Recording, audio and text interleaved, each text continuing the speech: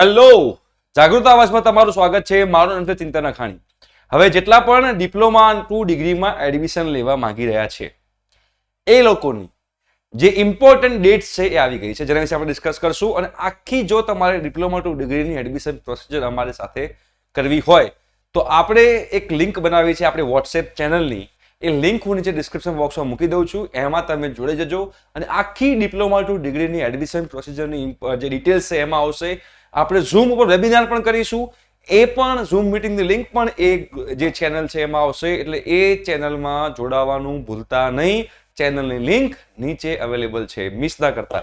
Okay, હવે સૌથી પહેલા તમારે કરાવવાનું છે સબમિશન ઓફ નેસેસરી ડોક્યુમેન્ટ્સ. તમે જો ઓલરેડી તમારું એસીપીસી નું જે છે રજીસ્ટ્રેશન એ કરી નાખ્યું છે. ક્યારે? તમારે જ્યારે diploma 2 degree common entrance test તમારે આપવાનું હતું એટલે તમે ઓલમોસ્ટ બધું જ તમે કરી નાખ્યું છે. પણ તમારે નેસેસરી રિક્વાયર્ડ ડોક્યુમેન્ટ્સ જે છે તમારે અપલોડ કરવાના છે અને 350 રૂપિયા ફીસ તમારે પે કરવાની રહેશે. ક્યારથી સ્ટાર્ટ થયું છે આનો જે આખો ડિટેલ વિડીયો છે એ પણ આપણે બનાવીશું.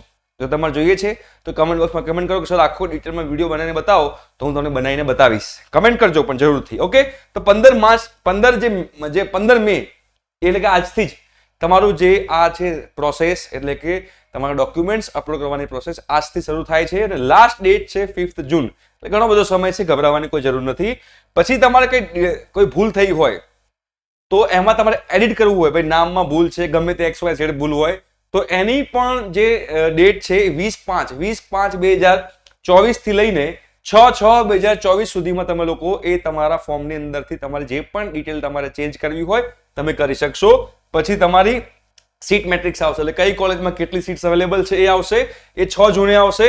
Declaration of provisional merit list on the website. પછી તમારું મેરિટ લિસ્ટ આવશે સબ્જેક્ટ ટુ ડોક્યુમેન્ટ વેરિફિકેશન. હવે ઘણા બધા કહેતા હતા, ઘણા બધા વિદ્યાર્થીઓ કહેતા હતા કે શું આ ડીડી સેટ નો રેન્ક કે ફાઇનલ રેન્ક ગણાશે? તો પછી એ મેરિટ લિસ્ટ કેમ કીધું છે? તો જો તમે ડીડી સેટ તો આપી દીધી છે પણ એ તમારો ફાઇનલ રેન્ક હજુ નથી. કેમ નથી તમને રીઝન કહો. બધાએ ડીડી સેટ એક્ઝામ આપી છે બટ ડિપ્લોમાના 6 સેમેસ્ટરની એક્ઝામ બાકી હશે, એના રિઝલ્ટ આવવાનું બાકી હશે અને ઘણા લોકોને બેકલોગ હશે. એ બેકલોગ આપના જે રિઝલ્ટ છે રિઝલ્ટ આવવાનું બાકી હશે.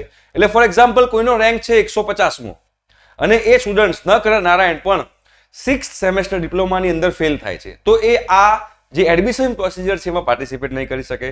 તો 150મો રેન્ક હોવા છતાં પણ એ પાર્ટિસિપેટ નહીં કરી શકે તો જેનો 151મો રેન્ક છે એનો ગણાશે 150મો, જેનો 160મો રેન્ક હોય એને કહેવાશે 159મો રેન્ક. એટલે બધા એક એક રેન્ક આગળ આવશે બીકોઝ પેલો ફેલ થયેલો વિદ્યાર્થી એ આમ પાર્ટિસિપેટ નહીં કરી શકે. એટલે જેટલા પણ ડીડી સેટ જે એક્ઝામ આપી છે રેન્ક આવેલા છે બટ એ ફાઇનલ રેન્ક નથી.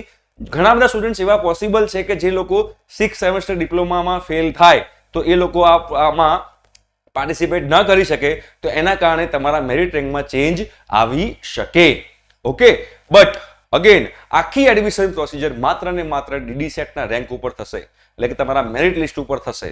તમારા ડિપ્લોમાના 6 સેમેસ્ટરના માર્ક્સ કોઈ જગ્યાએ ગણાશે નહીં, તમારા CGPA કોઈ જગ્યાએ ગણાશે નહીં.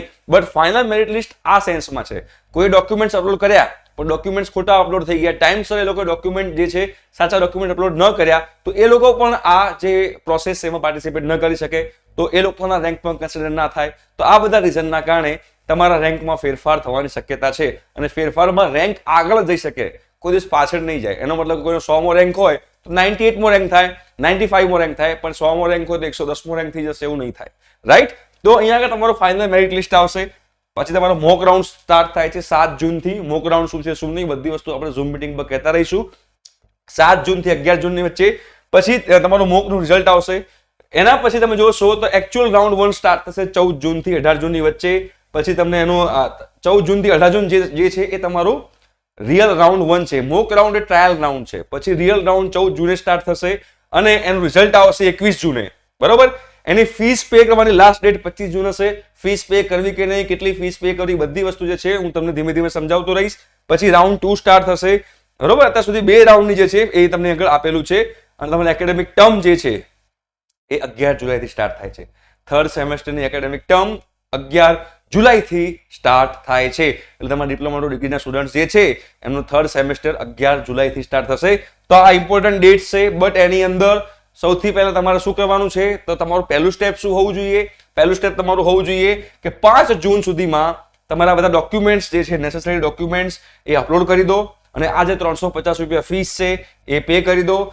અને 6 જૂન સુધીમાં તમે જે કરાવ્યું છે રજીસ્ટ્રેશન એમાં કોઈ ભૂલ ના હોવી જોઈએ તો ચેક કરી લેવાનું. આ તમારું ફર્સ્ટ સ્ટેપ હોવું જોઈએ. બાકીના સ્ટેપ બાય સ્ટેપ આપણે યુટ્યુબ પર વિડીયો બનાવતા રહીશું, એટલે ચેનલને સબસ્ક્રાઇબ કરી દેજો, જેના કારણે તમારે એક પણ ડિટેલ મિસ ન થાય. ઠીક છે? Thank you so much. By.